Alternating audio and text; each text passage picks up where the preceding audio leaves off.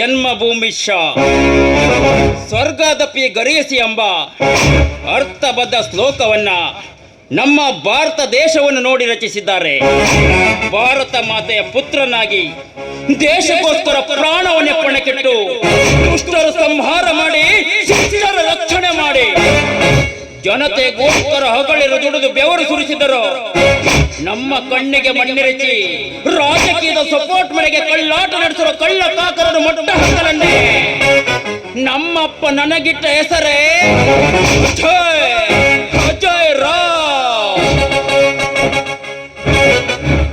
ಅಂದರೆ ಅಟ್ಟಹಾಸದಿಂದ ಮೆರೆಯುತ್ತಿರುವ ಜ ಅಂದ್ರೆ ಜನರನ್ನ, ಯ ಅಂದ್ರೆ ಈ ಅಮ್ಮನಂತೆ ಎಳೆದೊಯ್ದು ಅವರ ದಮನ ಮಾಡಿ ಅವರ ಬಾಡಿಯನ್ನ ನಾಯಿ ನರಗಳ ಔತನ್ನು ನೀಡಿ ಮೆರೆಯುತ್ತೆ ಈ ಅಜೇಯನ ಕಾಯಕ.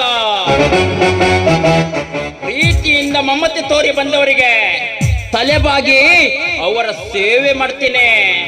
ಅದೇ ಅದೇ ಎದುರುತ್ತರ ನೀಡಿದವರಿಗೆ ಮಾತಿ ಮಾಡ್ತೀನಿ.